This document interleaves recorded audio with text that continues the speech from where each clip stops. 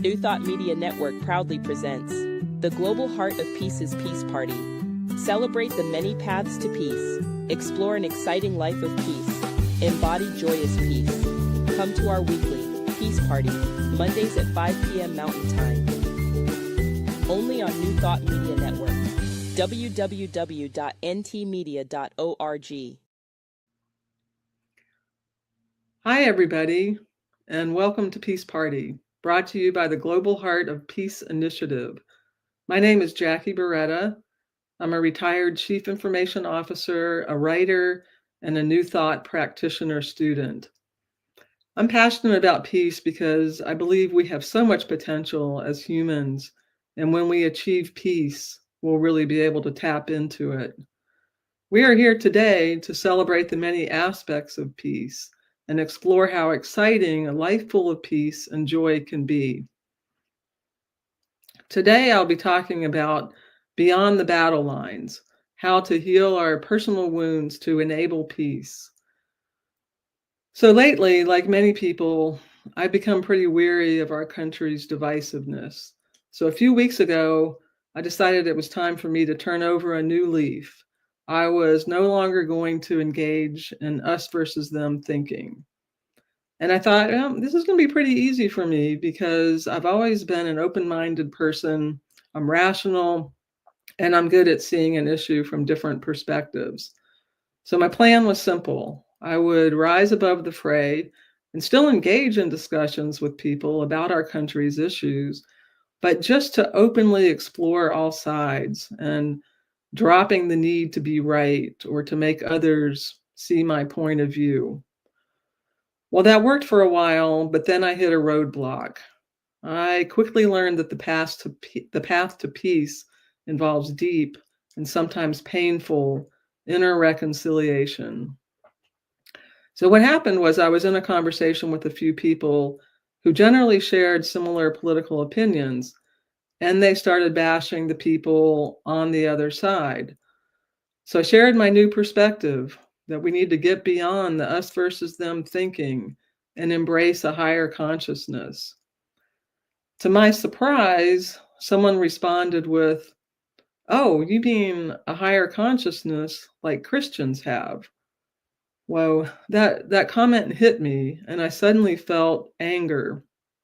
And I wanted to aggressively point out that my experience with Christianity is that it is exclusive and belief dependent and is the epitome of us versus them thinking. Fortunately, I didn't say that, but I realized I had to look deeper at why that comment had triggered such raw agitation in me. What I found was some deep-seated pain that I admit I'm still processing. But I realize I carry unresolved wounds from my childhood in a Christian church.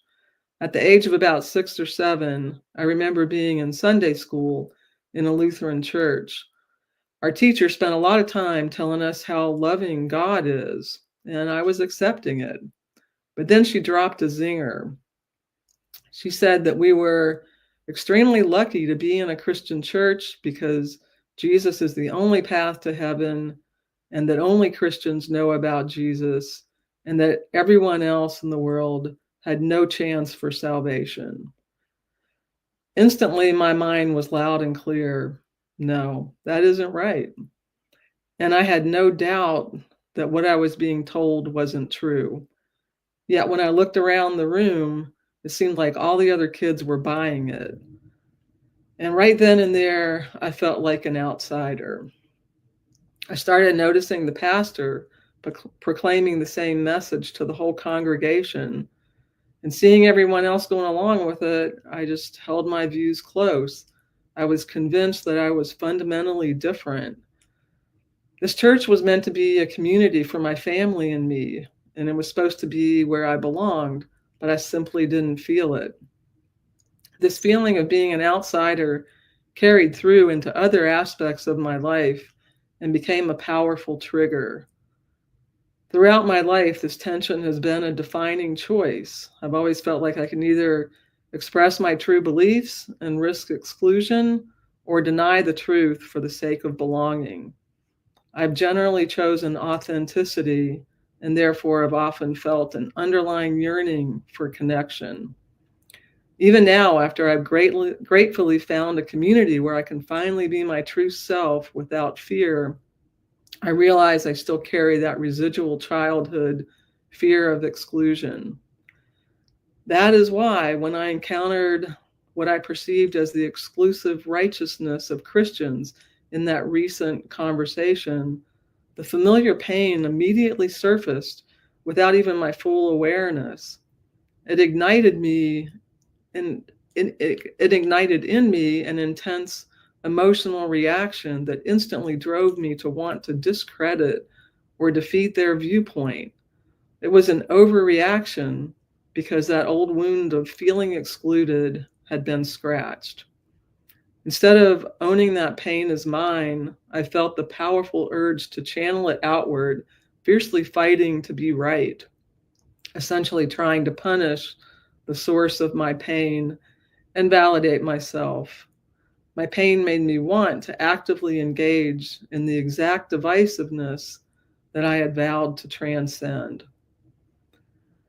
I now realize that I have carried this pain and I'm the only one that can let it go. My Sunday school teacher, my pastor, they didn't intend to make me feel alienated. They believed they were doing the right thing. I can't be angry with them or really any others in the church. And I suspect that the essence of our spirituality is the same. I cherish that heartfelt indwelling of unconditional love and light, which is often called Christ consciousness and also goes by other names. The more that I feel that, the more I know that everyone belongs and I don't need to make anybody wrong. I say the greatest impediment to peace isn't our differences about policies or cultural norms. We're smart enough to navigate through those issues. The real roadblock is our personal baggage of fear and pain. Before we've done the internal work, we can tend to mistake our own deep, triggerable fear as society's problem. We channel that fear outward. We get emotionally attached to our side winning. Our national drama becomes a giant, amplified version of the battles raging in our own minds. So I ask you to consider that if you ever feel that irresistible urge to be right and make others wrong, it could be masking an underlying fear and insecurity. Once you recognize that, you can't deny it. You have to acknowledge it, feel it, examine it, and trace it back to its true source. That's really easy to say, but it can feel identity shaking to do. But the work is this: identify the beliefs and feelings that are feeding your need to be right, then consciously choose to shift them. When you release that fear, you make the greatest possible contribution to peace in the world. Let's do a spiritual mind treatment that will help us make this shift. I know there is only one presence and one power in the universe, and it is God. This presence is infinite love, absolute peace, and perfect understanding. This divine spirit is the source of all being, the unifying field of all experience, and the very fabric of reality, whole and complete. I know that I and all people are perfectly and eternally unified with this one spirit. The divine presence flows through me as my true self, as pure love and boundless wisdom. I know that the same spirit is the essence of every person, transcending all labels, beliefs, and apparent differences. I recognize that division and separation are merely illusions of the human mind. Therefore, I now consciously step beyond the battle lines of pain. I declare that the wounds I carry are fully seen, acknowledged, and released. I forgive the past, understanding that all hurtful actions were driven by limited perceptions. and I hold no anger toward anyone in my history. I shift my consciousness now. I affirm that the greatest impediment to peace is dissolved within me. When a potential trigger arises, I no longer project the pain outward. Instead, I recognize it instantly as a signal for internal work. I embrace the process of feeling, examining, and tracing that hurt back to its source, using it as fuel for my own evolution. From this grounded center of self-awareness and healing, I now engage in genuine dialogue with others without the need to be right or needing to defeat the viewpoint of another. I embody the truth that peace in the world begins with peace within myself. I know that as I step into this peace, I become a powerful center of healing for the collective. I'm profoundly grateful for this divine realization. I give thanks for the wisdom that has been revealed and the courage to walk this path of internal peace. I'm grateful for the wholeness that is now manifest in my life and for the deepened connection I experience with every soul.